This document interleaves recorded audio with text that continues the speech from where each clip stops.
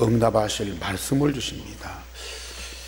성령께서 우리 마음을 열어 하나님의 음성을 듣고 내 문제에 답도 없지만은 내 질병에 치유도 없고 또 내 일생에 천명, 소명, 사명을 깨닫는 시간이 되게 하옵소서. 우리 1분 동안만 기도하겠습니다. 우리 하나님, 이달에 성령으로 함께 하시며 말씀으로 응답 주시니 감사를 드립니다. 우리에게 말씀하시는 시간, 우리 마음을 열어 하나님의 음성으로 듣게 하시옵시며 내 문제에 답을 완전히 얻는 시간이 되게 하시옵시며 어떤 질병이 있든지 치유되는 시간이 되게 하시옵시며 우리 인생의 천명, 소명, 사명을 깨닫는 시간이 되게 하여 주옵시며 세상 어떤 곳에서보다 가장 행복한 자리가 되게 하여 주옵시며 최고의 영광이 나타나는 자리가 되게 하여 주옵소서. 이 자리를 통해서 만방의 복음이 선포되고 하나님의 영광이 선포되게 하여 주옵소서. 주 예수 그리스도 이름으로 기도하옵나이다. 아멘.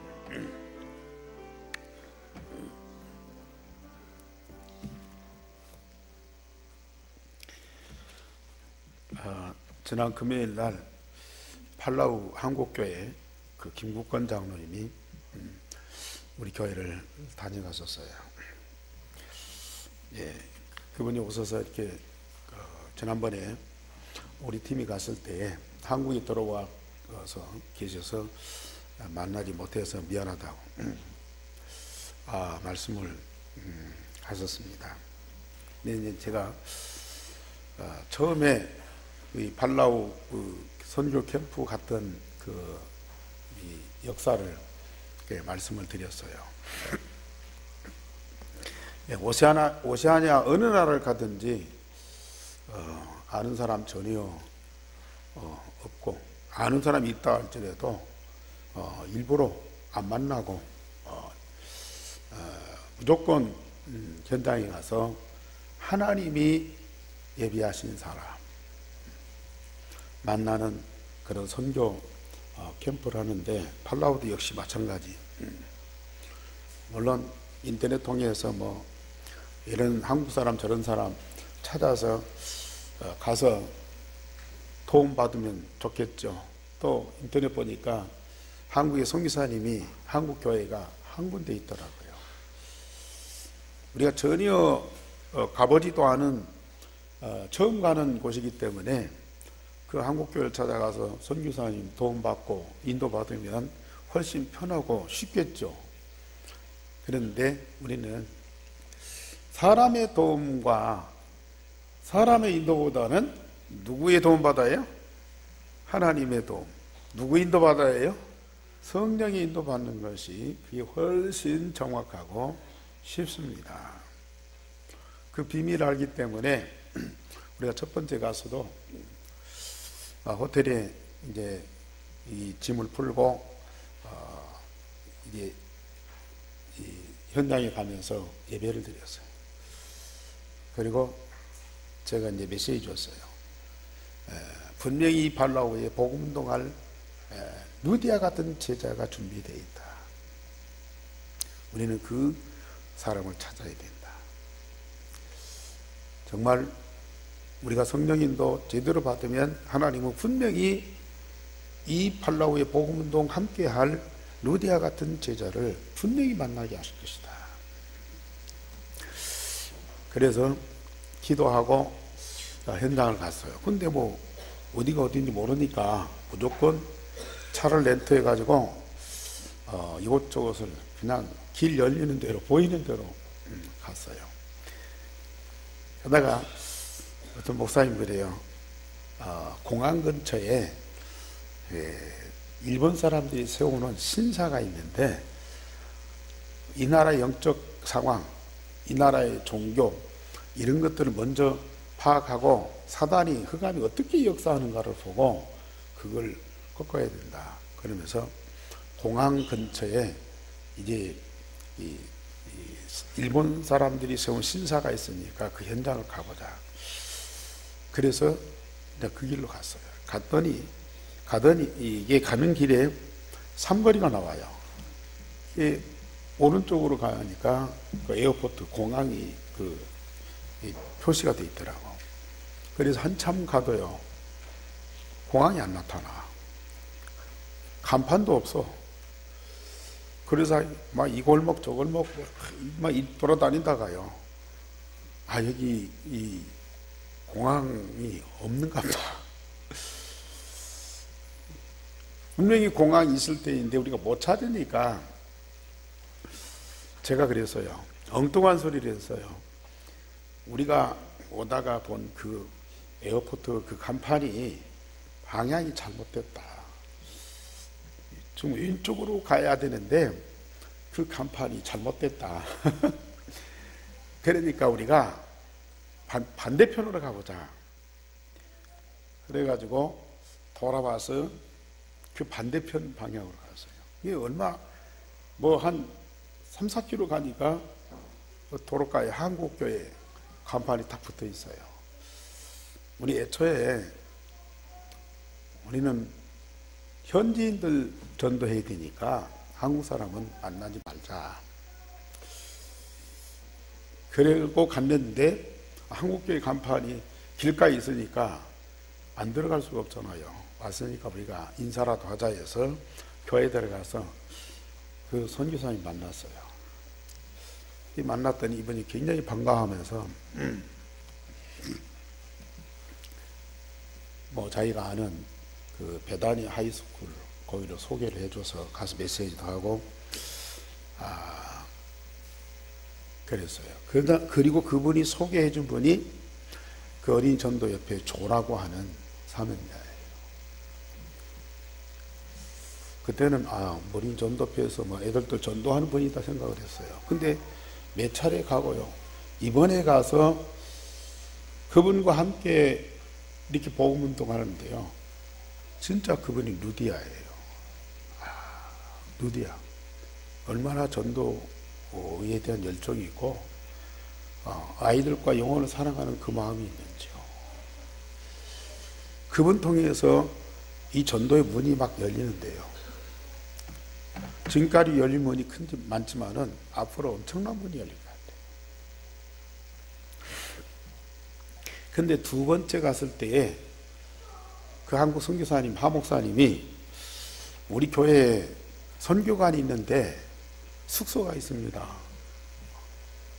그 숙소에 와서 계시면 어떨까요? 그런 얘기하더라고요. 참 좋죠. 호텔비가 거의 $1,000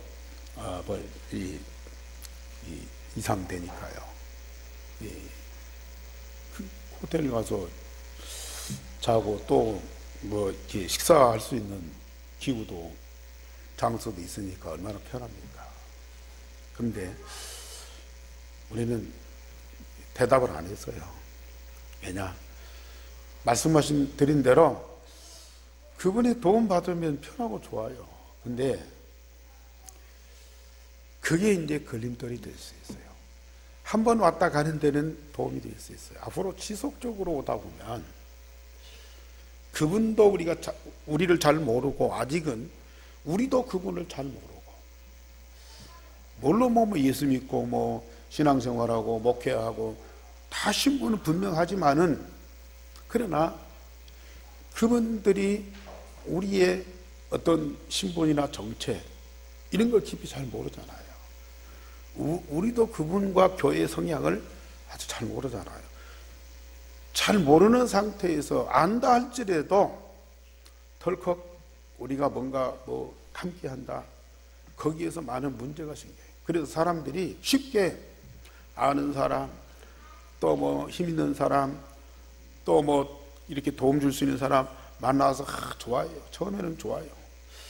얼마 동안은 참 서로 재미있게 좋아요. 그런데 얼마 안 가서 뭔가가 걸림돌이 나타나고 그 트러블 때문에 헤어질 때는 굉장히 섭섭해요. 우리가 한두 번 올 사람도 아니고 지속적으로 와서 이 복음운동을 해야 될 때인데, 이 목사님과 함께 가야 된다. 그러려면 우리가 지금 뭐 도움 주고 받고 뭐 그럴 수 있는 관계가 아니에요. 그래서 우리가 시내에서 전도학교도 해야 되고, 거기 조금 거리가 한 10분 동안 가야 돼요. 전도학교도 해야 돼. 그러니까 아직은 좀 안 되겠습니다 하고 거절을 했어요. 그런데 이제 우리가 갈 때마다 뭐 호텔 예약, 뭐 렌터카 예약 이런 것들은 좀 찾아보라고 부탁은 해요. 그러나 우리가 그분들한테 도움을 주었으면 주었지, 그분들이 도움 받으려고 하는 이것이 얼마나 지혜로운지 몰라요. 그래서 그분이 지금 우리가 6차례 갔는데 이 메시지 할 때마다, 전도학교 메시지 할 때마다 오셔서 듣거든요. 근데 이번에는 예배 마치고 메시지 끝나고 이제 그룹을 나눠서 포럼을 했어요. 다 이제 거기 모인 사람들 다 말씀 받은 거 붙잡고 이렇게 간증하고 포럼하도록 했는데요. 이 목사님이 간증을 해요. 포럼을 해요. 자기가 지금까지 목회하고 선교하면서 복음에서 멀어졌어요. 그런데 우리 팀 만나서 복음 쪽으로 가까이 온 것이 이렇게 느껴진대요. 그러면서 마지막 날 포럼할 때는 그런 간증을 하더라고요. 참, 이 복음 때문에 우리가 행복하다. 그리고 이 복음으로 가지고 사랑으로 성도들이 하나 되는 그 모습이 다 보인다는 거예요. 근데 자기 교회는 아니지만, 또 교인들도 그렇지만은 우리와 우리 팀과 그 목사님이 인간관계로 또 믿음으로 또 같은 뭐 목사지 때문에가 아니라 복음으로 사랑으로 하나 되는 그게 다 느껴진다는 거예요. 참 얼마나 감사한 일이죠. 그래서 제가 그 김 장로님한테 그 얘기를 쭉 했어요. 그랬더니 목사님, 내가 우리 하 목사님을 오해를 했습니다.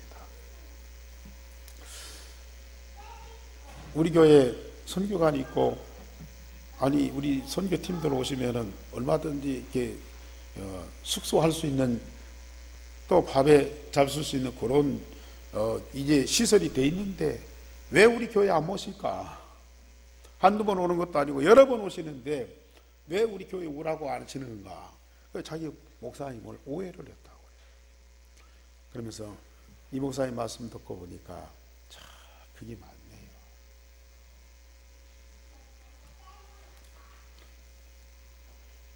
이제 앞으로는 그 교회 가서 뭐 숙식을 해도 괜찮을 정도 될 시간대가 오겠죠. 참 우리가 오늘 제가 예배 시작하면서 시편 19편 7절 말씀을 읽었거든요. 여호와의 율법은 완전하여 영혼을 소생시키며 여호와의 증거는 확실하여 우둔한 자를 지혜롭게 하며 여호와의 교훈은 정직하여 마음을 기쁘게 하고 여호와의 계명은 순결하여 눈을 밝게 하도다. 그렇습니다. 정말 하나님의 말씀은 제대로 마음에 다 담고 정말로 기도하면서 그 응답을 누리게 되면 우리 안에서 엄청난 평화, 영혼을 소생시키고 우둔한 자를 지혜롭게 하고요. 우리의 마음을 기쁘게 하고 우리의 눈을 밝게 하도다. 지금 우리 성도님들 제가 보잖아요. 여러분들 마음속에 말씀이 들어가니까요. 이 말씀에 의해서 저와 여러분들이 날마다 새롭게 재창조되는 모습이 보인다니까요. 이게 얼마나 감사한 일입니까? 이 응답 주신 하나님께 오늘도 우리는 예배하고 있어요. 예배하는 여러분들에게 오늘 또 하나님은 말씀을 통해서 여러분들에게 엄청난 응답을 주실 거예요.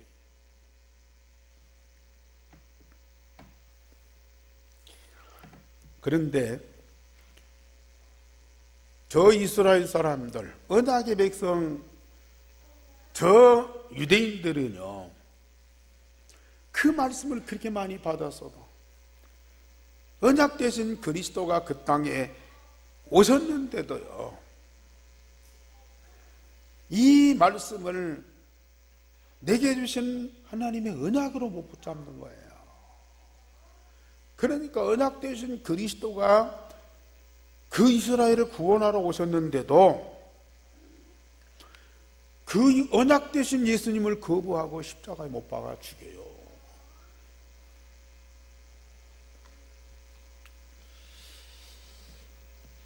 그러나 하나님은 예수님을 세계 만민을 살리는 그리스도로 세우십니다. 훌륭하고 똑똑한 유대인들인데요, 그들은 예수님을 버렸습니다. 그러나 예수님은 저 유대인들에게 버림받은 예수님은 천하 만민을 살리는 머릿돌이 되셨어요. 시편의 말씀을 우리 예수님이 인용해서 말씀하십니다. 오늘 제목 보십시오. 우리 제목 다 같이 시작. 건축자들의 버린 돌이 모퉁이의 머릿돌이 되었느니라.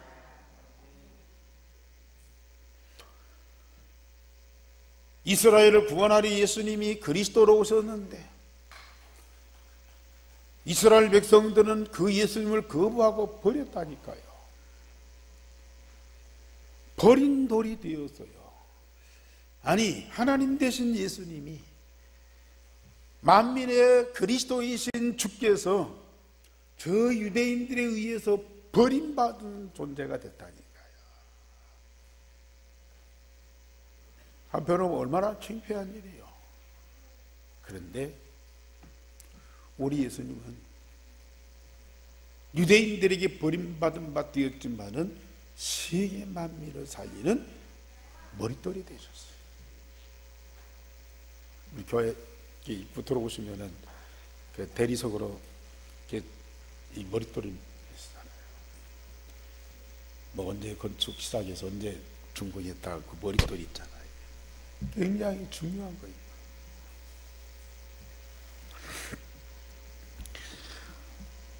자, 우리 예수님이 이제 마지막 예루살렘에 올라가셨어요. 복음을 완성하시려고, 십자가 부활의 복음을 완성하시려고 마지막으로 예루살렘에 올라가셨어요. 그럴 때쯤이면 예수님께서 지금 3년 동안 말씀하시고 증거를 보여주셨어요.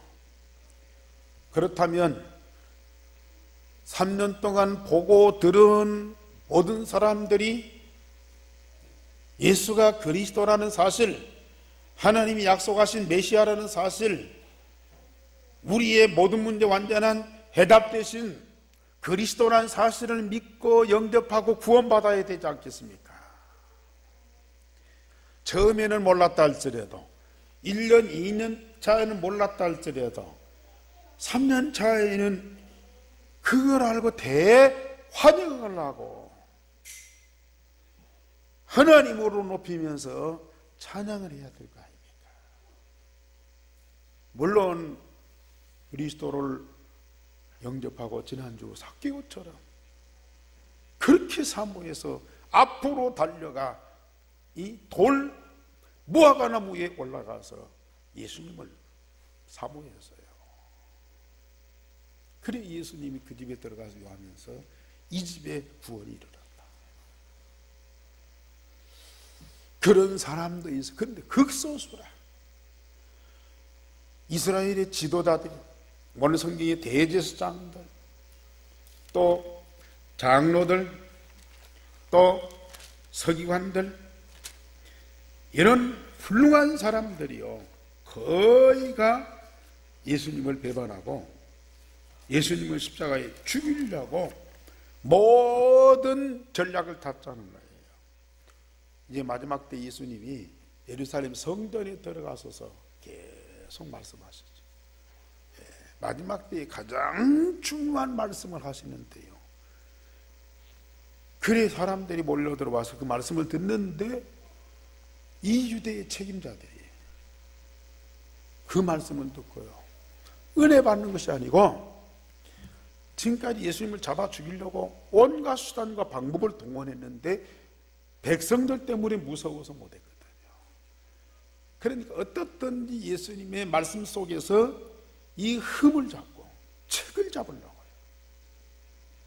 이제는 어떤 방법을 쓰냐? 질문을 던지는 거예요. 아주 어려운 질문을, 대답하기 곤란한 질문을 만들어 갖고 그 질문을 던지는 거예요. 예수님 답변에서 흠을 잡으려고요. 그래서 첫째, 예수님께서 성전에서 가르치실 때에 성전의 지도자들이 예수님을 책잡기 위해서 질문하는데 자기들의 종교와 사상에 맞지 않는 예수님을 무조건 죽이려고 했습니다. 그래도 안 되니까 흠과 책을 잡아내려고 대답만 하기 곤란한 질문을 퍼붓습니다. 그 첫 번째 질문이 뭡니까? 오늘 1절에서 8절 말씀에 예수님 권위에 대한 질문입니다. 당신이 무슨 권위로 이런 일을 하는지, 이 권위를 당신에게 준 자가 누구인지 우리에게 말하라. 하나님이 주신 권세나 누구에게 받은 권세나. 그때 예수님께서 되묻습니다. 나도 묻겠다. 저 요한의 세례가 하늘로부터냐 사람으로부터냐.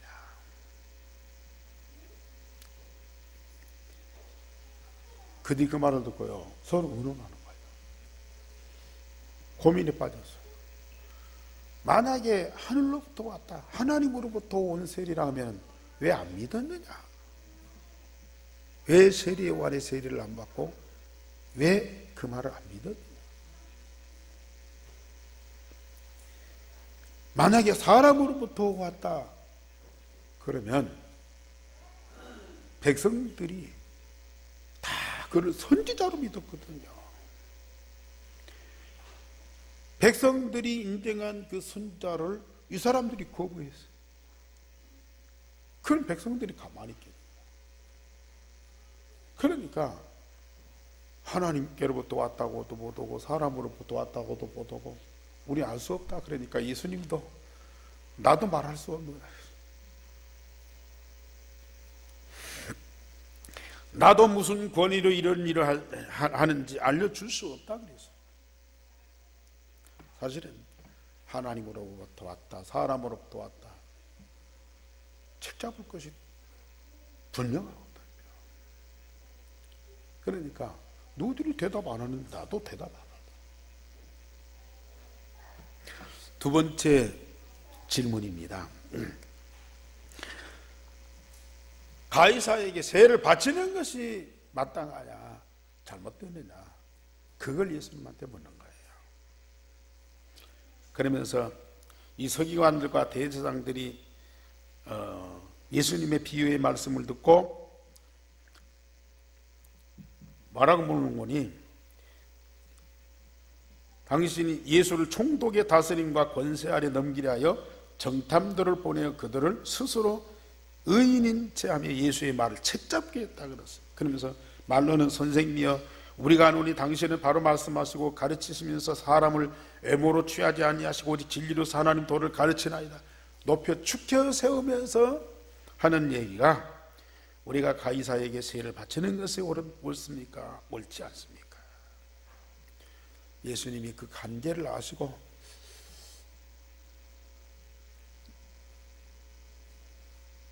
데나리온 하나를 보이라, 데나리온 하나를 가져와라.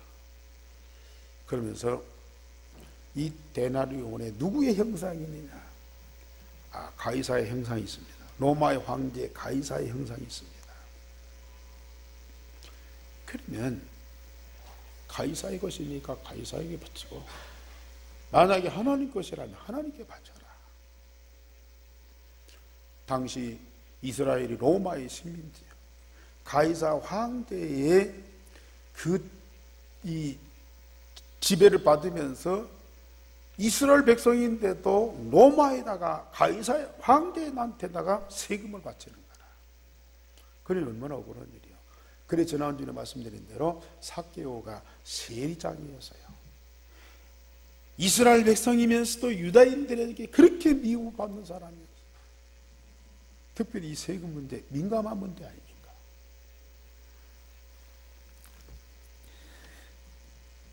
그때 우리 예수님이 이 돈이 가이사 황제의 형상이 들어있잖아요. 이 가이사 황제의 것이다. 그럼 가이사 황제한테 바쳐라. 하나님의 것이면 하나님께 바쳐라. 그랬더니 아무 말을 못하는 거야. 그러면 자, 세계 어느 나라 돈이든지 하나님의 형상, 예수님의 형상이 들어있는 돈이 어디가 있어요? 우리 한국 돈 보시면 뭐 세종대왕, 신사임당, 또 이태계, 그런 그림, 불국사 그림, 다보탑 그림. 세계 어느 나라를 봐도요, 예수님이나 하나님에 대한 형상이나 글이 없어요. 그럼 하나님께 뭘 바치는 겁니까? 전부 다 이 세상 왕이나 대통령, 미국에는 링컨 대통령 국민인데요. 근데요, 미국의 달러에는요, 이런 글이 있어요. In God we trust. 자, 여기 그 1달러짜리가 있어요. 1달러든지 5달러든지 20달러든지 50달러든지 100달러, 모든 달러에는요, In God we trust. 이 말은 무슨 말입니까? 우리가 믿는 하나님 안에서, 우리가 믿는 하나님 안에서 이 돈을 사용해라. 자, 지금 세계 공용어 화폐도 없습니다. 이 달러를 갖고 가면 어느 나라에서든지 사용할 수 있어요. 그런데 이 미국 돈 이 달러에는요, In God we trust. 이 글이 안 들어있는 화폐가 없다.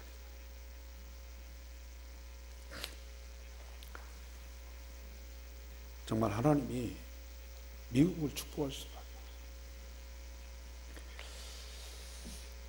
그들은 첫해 농사지어서 추수감사절 교회당을 질 거예요. 둘째 농사지어서 학교 질 거예요. 3년째 농사지어서 자기 집을 되었다. 모든 거 하나님께로부터 왔다. 하나님 주신 것이라. 이 돈 하나님께로부터 주신 하나님의 것이다. 그래, 하나님 안에서 공정하게 사용해라. 그렇지 않으면 이 돈 때문에요, 얼마만큼 문제가 많이 생깁니까? 돈이 없어서가 아니라 돈 때문에요, 세상에는 무수한 문제들이 생겨나는 거라.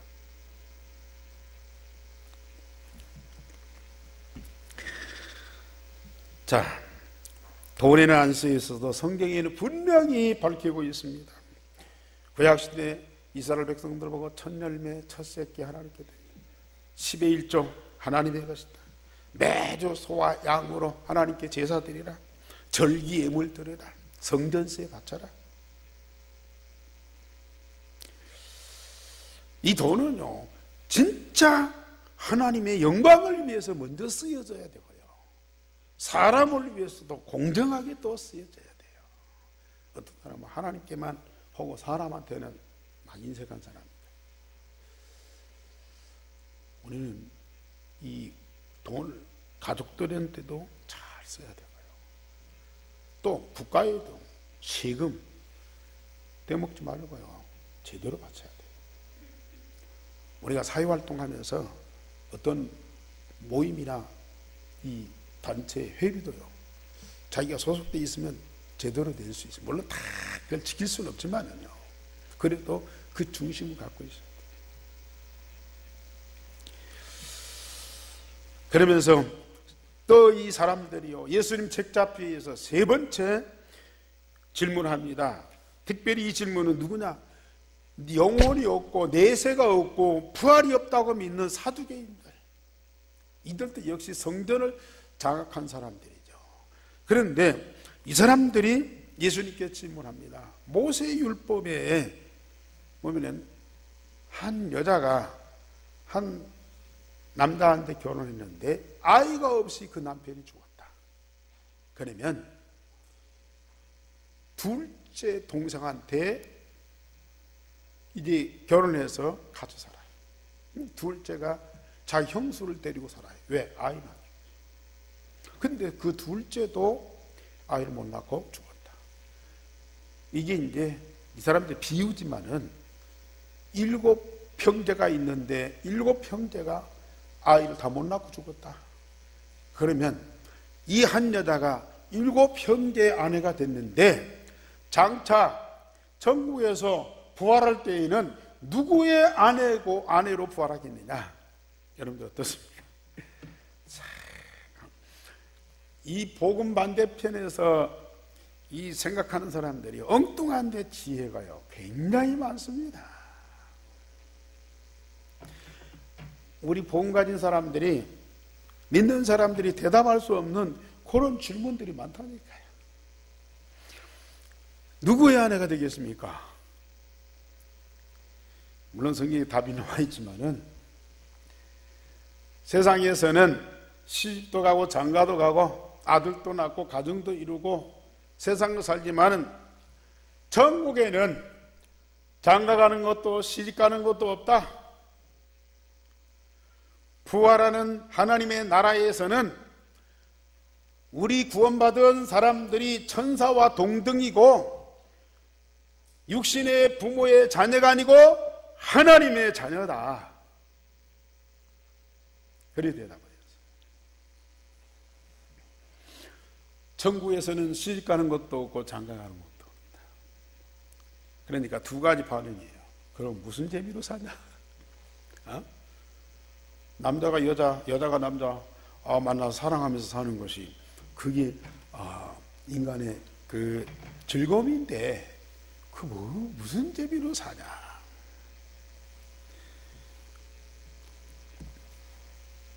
제가 김제에서 목회할 때 어떤 그 권사님 남편이 술로 살아요. 그리고 아무 능력이 없어요. 그러니까 그냥 숨쉬고 뭐 술 잡수고 그러면서 그냥 사는 거예요. 사회활동도 못하죠. 아무것도 못해. 근데 그 부인은 아주 똑똑하고 활동적이고요. 뭐든지 잘하시는 거예요. 그러니까 막 완전히 대조가 되잖아요. 그러니까 권사님이지만은 또 만날 것 같다. 저 양말을 또 만나면 어떻게 하냐고. 그러니까 방에 들어갈 때도 신발을 거꾸로 그럴 정도였어. 이 중에도 그런 분이 있습니까? 에? 어때요? 다른 세상에서 또 만날까 봐서 거꾸로 신발 신는 사람이 있냐 말이에요. 아니면 다시 죽어서 내세에서 다시 만나고 싶은 그런 사람들이 있습니까? 또 만날까 봐서 걱정할 필요도 없고 다시 만나려고 애쓸 필요도 없고 천국에는 시집도 장가도 아니라고요. 천사와 동등이고 하나님의 자녀. 그러면 사람은 이 먹는 재미, 식욕이 있잖아요.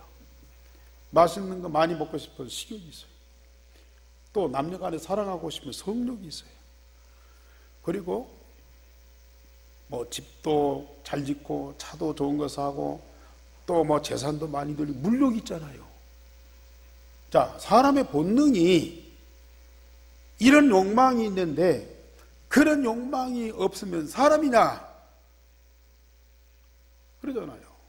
그러면 그런 욕망 가지고 그거 다 채워지면 사람 만족하고 행복합니까? 지금 이 식욕 때문에 병든 사람이 얼마나 많아요. 너무 잘 먹어서. 또 이 성욕 때문에 물론 남녀가 만나서 가정도 이루고 자녀도 낳지만은 이 가정의 문제가 얼마나 심각합니까? 또 물욕 때문에 사람들이 열심히 일해서 돈 벌고 집 짓고 막 차 사고 막 세상 발전을 갖던데 끊임없이 분쟁이 일어나고 전쟁까지 일어나고 있지 않습니까?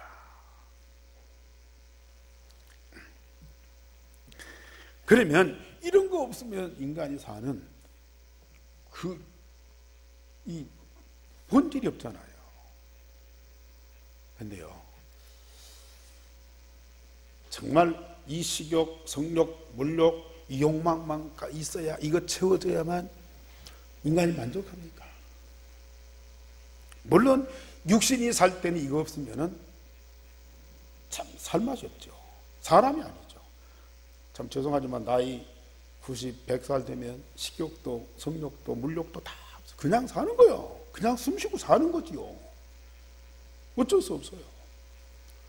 왜요? 사람은 늙으면 힘이 없어요. 모든 욕망이 다 사라져요. 이렇게 참 멋있는 것도요, 며칠 지나면 사라진다. 그러면 인간이 그렇게 살다가 그렇게 없어지는 존재냐 그 말이에요. 내세에서도 하나님 나라에서도 그런 본능 갖고 그렇게 살다가 사라지는 존재냐 그 말이에요. 그건 아니거든요. 이 식욕, 성욕, 물욕 이것과 비교할 수 없는 내세의 하나님 나라의 그 정말로 엄청난 그 만족과 행복과 어마어마한 축복이 있는데요, 이걸 모르니까요 인간의 본능 그것만 자꾸 살리려고 그래요. 인간 살 때 그게 필요합니다. 그러나 우리 영원히 살아가는 영혼은 그걸 훨씬 뛰어넘는 거예요. 여러분들 정말로 그리스도 각인되어서 그리스도 한 몸으로 살아가는, 그래서 그리스도로 인해서 우리가 충분하고 만족하고 모든 것을 다 가져요. 그 참 행복 속에 들어가고 있어요. 내 영혼 속에 하나님 나라가 뿌리 내리고 그 하나님 나라에서 주시는 그 어마어마한 영적인 이 쾌감, 이걸 실제로 체험해 보시랍니다. 하나님이 성령의 능력으로 우리 삶 속에 24시 충만한 그 영적인 힘, 이것을 여러분들이 사실적으로 체험해 보시라는 거예요. 이건 힘쓰고 애써야 얻는 것도 아니에요. 이걸 지키고 보관하기 위해서 우리는 창고를 짓고 뭐 개를 키우고 무슨 뭐 창사를 세우고 그럴 필요도 없어요. 이것이 때를 따라 왔다 갔다 하고 또 찾으러 가야 되고 또 뺏으러 가야, 그것도 없어요. 한번 각인 뿔이 체질돼 버리면 이건 영원한 거라.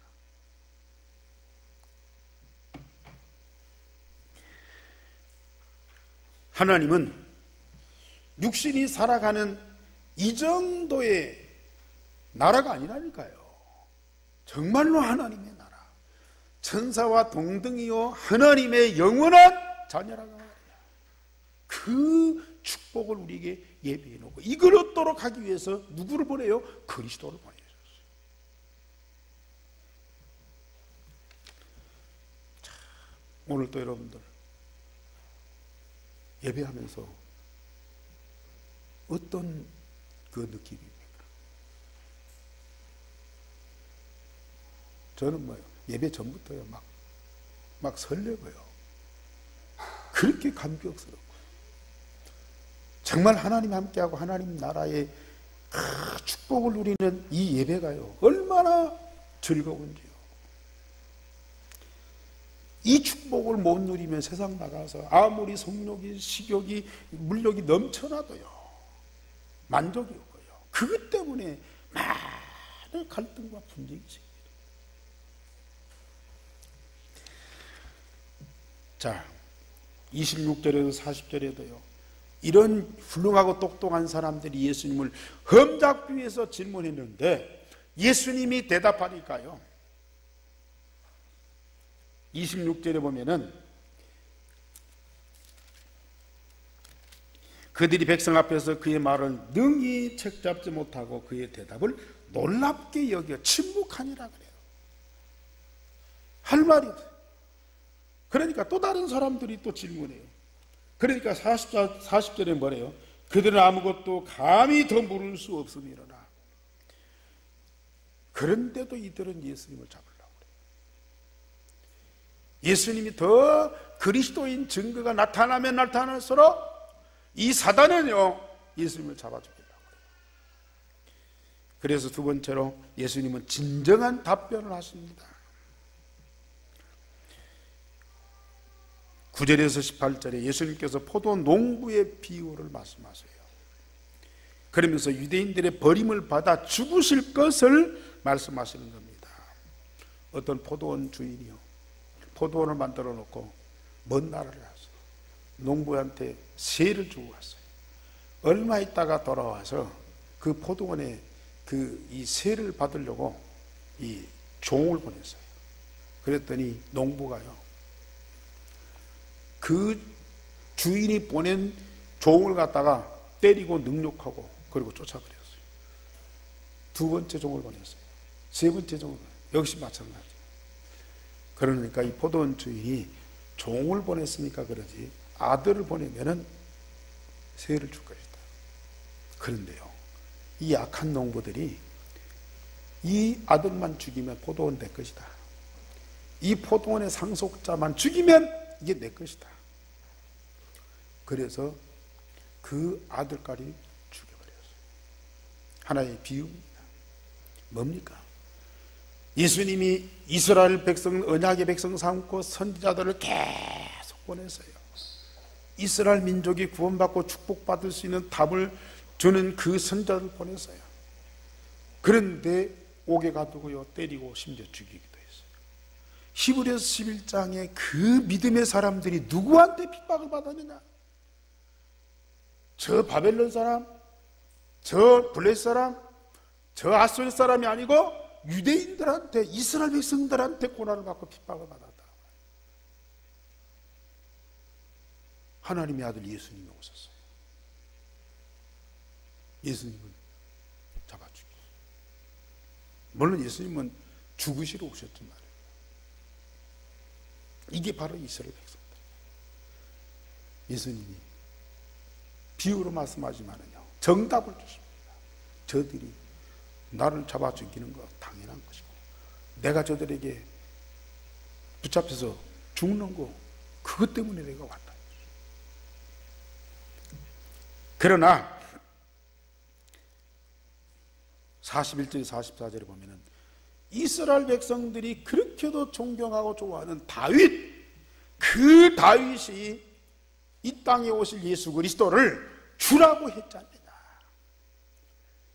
예수님이 다윗의 자손이요, 육신의 혈통으로는 다윗의 자손이요. 그러나 이 이스라엘의 조상 다윗이 예수를 그리스도 주라고 불렀고요, 그렇게 섬겼다. 그러니 다윗의 자손 너희들이 다윗이 주라고 한 이 그리스도를 믿고 구원받아라, 그 말씀을 주신 거예요. 성도님들, 우리가 정말 이 복음 되신 그리스도를 믿고 구원받은 거 얼마나 감사하죠. 결론에 보면요, 세상과 사단들은요, 어두움과 죽음을 좋아하고요, 빛과 생명을 싫어해요. 사람들 이렇게 전도해 보면요, 거짓말도 듣고 사기꾼의 말도 듣고요, 쌍욕도 다 듣고 그러지만은 복음은 안 들어요. 복음은 다가. 그러니 이 복음을 믿든지 안 믿든지 듣는 사람이 있다. 거짓말로든지 뭐 중심으로든지 주는 그리스도시여 살아진 하나님의 아들입니다고 고백하는 사람이 있다. 참 대단한 사람들입니다.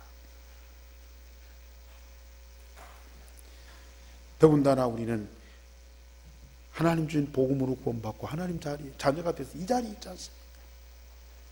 하나님이 우리를 위해서 준비된 영원한 응답과 축복을 우리는 다 받아 누리고 있지 않습니까? 이 하나만 갖고도 여러분들 진짜 감사하죠. 또한 복음을 천하 만민에게 증가하는 전도 제자가 되었으니 우리는 영원한 영광입니다.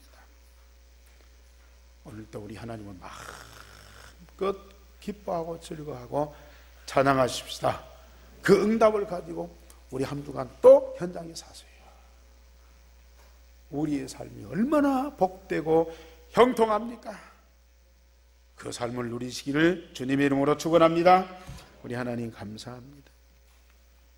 주신 복음 마음껏 누리며 그 복음을 찬양하고 예배할 수 있는 특권을 주셔서 감사를 드립니다.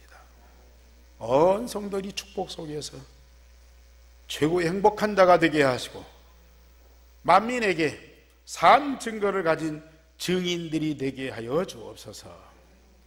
주 예수 그리스도 이름으로 기도하옵나이다. 아멘.